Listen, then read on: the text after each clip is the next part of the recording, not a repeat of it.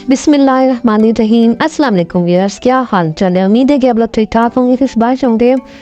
तो जी आज आपकी बहुत सी प्रॉब्लम सॉल्व करने आ गई हूँ और आपको बताऊँगी कि मैं आज आपके लिए कौन कौन सी न्यू टिप्स लेकर आई हूँ, न्यू हैक्स लेकर आई हूँ, जिन्हें आप देखकर हैरान रह जाएंगे, बल्कि परेशान रह जाएंगे।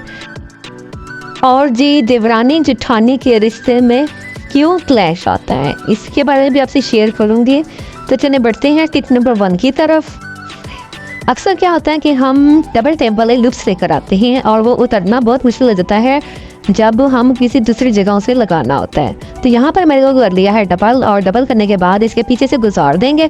तो देखें जी जनाब भी कितनी आसानी से तल जाएगा और आपका मसला हल हो जाएगा। अगर जो टेप है ना वो ख़राब होगी तो दूसरी लगा लें, नहीं तो उसी को रीयूज़ कर लें तो आपका काम हो जाएगा। अगर यकीन नहीं आ रहा तो खुद करके देख लें। तो चलिए आए बढ़ते हैं नेक्स्ट टिप की तरफ। नेक्स्ट टिप भी बहुत अच्छी है, बहुत प्यारी है। तो टिप नंबर 2 क्या है जी? हमारे टिप नंबर 2 है कि यहाँ पे मुझसे लगी है नॉट, और अक्सर चार्जर वगैरह इस तरह के फंस जाते हैं। तो उनको इस तरह आप अगर करेंगे जिस तरह के मैं वीडियो में बता रही हूँ, वीडियो में बताएं, तो बस जी यहाँ पर अब काम आएगी अक्लमंदी। और अक्लमंदी के साथ हमने वायर को जो है बल देना है, और बल देने के बाद इस तरह से हमने इसको नोट आउट कर देना है। तो अच्छी लगी टिप। टिप नंबर 3 की तरफ बढ़ते हैं। टिप नंबर 3 भी बहुत ही अच्छी है। यहाँ पर जो है मैंने एक फैब्रिक बैग का पीस ले लिया है और ले ली है एक बॉटल। अक्सर ये पीस बच जाते हैं, मैं आपको बता रही हूँ बड़ा।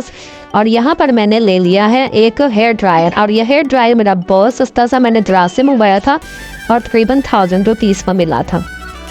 अब एक फ्रंट साइड होती है, किसकी बैक साइड होती है। बैक साइड पर हमने ये फैब्रिक बैग जो होता है ना, इसका हमने एक पीस लगा लेना है। आप यहाँ पर मास्क का भी इस्तेमाल कर सकते हैं। अब हम यूँ लगा रहे हैं, ये मैं भी आपको बताती हूँ। तो ये देखें यहाँ पर मैंने इसको लगा लिया है। अब आप चाहे तो यहाँ पर रबर बैंड भी यूज़ कर सकते हैं, लेकिन मेरे पास इसका रबर बैंड थी नहीं। तो मैंने क्या किया, मैंने स्कॉच टेप का इस्तेमाल किया है। मैंने स्कॉच टेप की हेल्प से यहाँ पर मैंने इसको अटैच कर दिया। ये देखें इस तरह कुछ हम अटैच देंगे और इसके बाद प्रेस कर देंगे। इसी तरह दूसरी साइड से मैंने किया है और इसको भी यहाँ पर अटैच कर दिया है।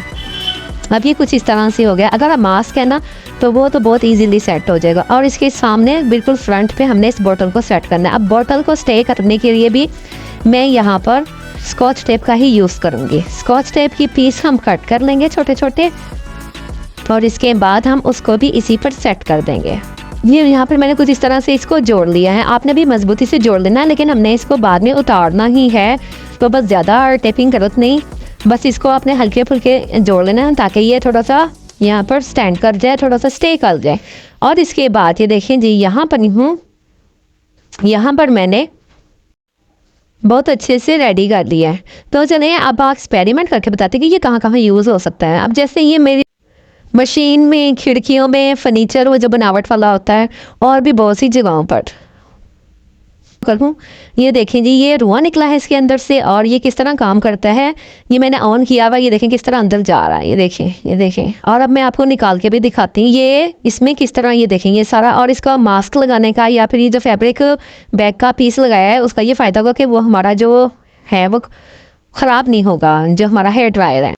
होपफुली आपको ये टिप अच्छी लगी होगी और ट्राई ज़रूर कीजिएगा और इन्जॉय भी कीजिएगा। बढ़ते हैं नेक्स्ट टिप की तरफ। Tip number 4। टिप नंबर 4 क्या है जी? चूहों को लेकर है, और ये हमें बहुत ज़्यादा तंग करते हैं। यहाँ पर मैंने ले लिए हैं चावल। आप अपने हिसाब से ले लीजिएगा कि जितने आपके घर में चूहे हैं उतनी ही आपने इसकी बाइट से, मतलब फूड वगैरह जो भी हम रेडी करने जा रहे हैं वो आपने इसका रेडी करना है। चावल उनकी फेवरेट है, तो यहाँ पर मैंने ये ले ली है। तो माचिस की तीलियाँ भी हमें चाहिए, इनके बारीक बारीक तिनके चाहिए, और हमें इसका मसाला चाहिए। जी जनाब यहाँ पर मैंने बारीक मसाला जो है वो बिल्कुल उतार लिया है, और ये भी हमने इसमें शामिल करना है। असल जो है वो माचिस की तीलियों का मसाला ही है जो उनको नुकसान पहुंचाएगा। तो ये आपके जो चूहे आपके घर में घूम फिर रहे हैं ना, ये आपके घर में नहीं, मेरे घर से बाहर मरेंगे, जो कि हमारे खानों को खुराक को ख़राब करते हैं, खानों को ख़राब करते हैं, हमारी ग्रोसरी को ख़राब करते हैं, हमारे जो किचन टीवी खुदा न खास्ता कभी कभार भूल ही जाते हैं चीज़ें, वो ख़राब करते हैं। तो ये सारी चीज़ें हमारी बच जाएंगी अगर हम ये चीज़ें उनके लिए रेडी करेंगे, उनकी मन है वो डिश रेडी करेंगे।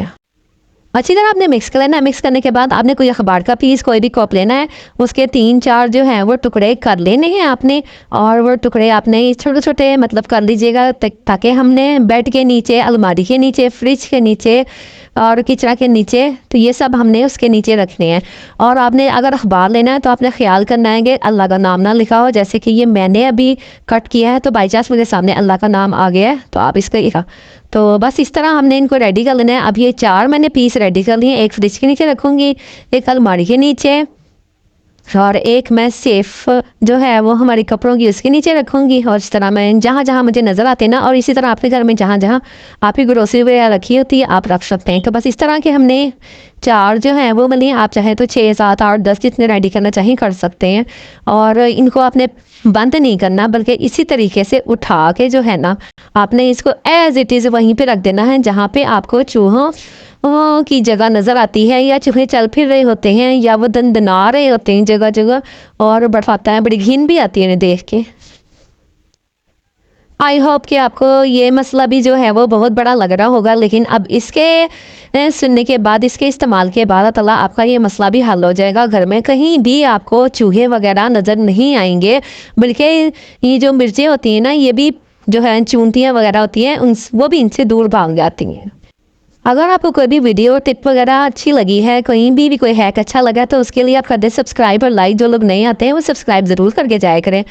तो जी जनाब, अब मैं अपने लास्ट टॉपिक की तरफ आती हूँ, वो है देवरानी जेठानी का टॉपिक। हर घर में बड़ा मसला, बड़ा इशू होता है, बल्कि इसको सुनकर तो वाइब्स ही ऐसी आ रही होती हैं कि जैसे कि ये बस हमने इसमें लड़ाई मोहब्बत से तो रहना ही नहीं है ना। तो इसके बारे में मैं आपसे शेयर करती हूँ। ये जो टॉपिक है ना, ये ऐसा है कि ये उन लोगों के लिए ज़्यादा इंटरेस्टिंग होगा जिन लड़कियों के रिश्ते हो चुके हैं और उन्होंने देवरानी जेठानी के रिश्ते में अपनी जगह बनानी है, या फिर उन लोगों के लिए इंटरेस्टिंग होगा कि जो इस जगह पर रह रही हैं, या तो वो देवरानी है या वो जेठानी है।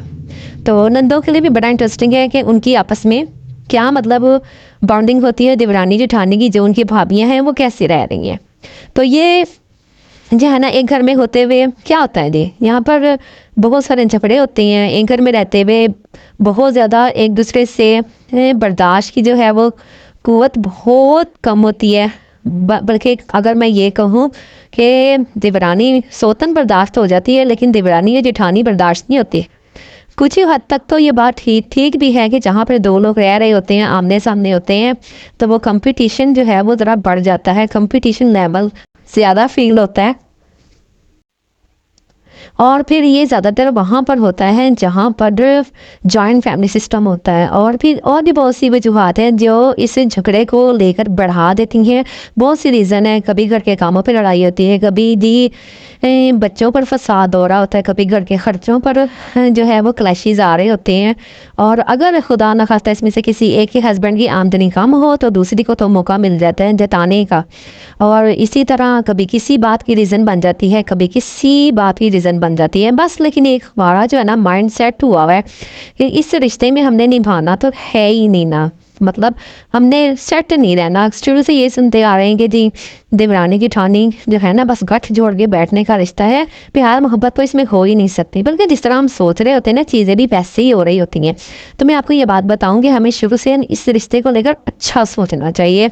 कभी भी ये नहीं सोचना चाहिए, बल्कि जो कुछ हो चुका हो ना उसके बारे में ख़त्म कर देना चाहिए। नया दिन, नई बात, नई सोच लेकर हमें उठना है। ये नहीं सोचना कि जी अगर हमारे साथ साथ मुसलसल हम लोग इकट्ठे रह रहे हैं तो हमने लड़ना ही है। लड़ना ज़रूरी नहीं है, तो लड़ना तो किसी की बात पे लड़ा जा सकता है, राह चलते किसी को बुरा भला कह दो, लड़ाई हो जाती है। लेकिन असल बात है घर में रहकर एक दूसरे को बर्दाश्त करना, एक दूसरे के साथ रहना, ये ज़्यादा अच्छी बात है। देखिए प्रॉब्लम्स तो आती हैं, ज़रूरी नहीं कि उन पर लड़ा झगड़ा जाए, बल्कि बैठ के आपस में सलाह मशवरे के साथ भी वो काम हो जाता है। ज़हनों के अंदर एक तो बर्दाश्त लेकर आएँ, एक पॉजिटिविटी लेकर आएँ।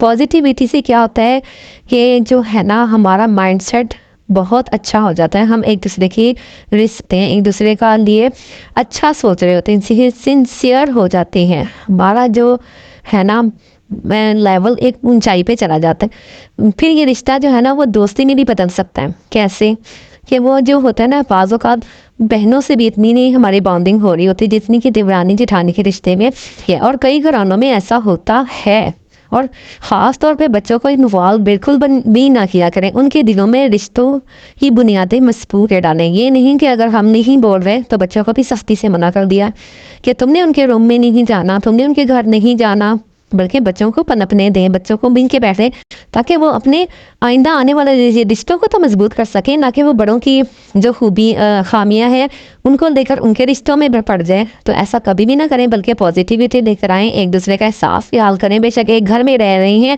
या अलग अलग घरों में रह रहे हैं, तो ये बातें हैं, अगर पॉजिटिविटी लाएंगे तो ये सारे मसले हल होंगे।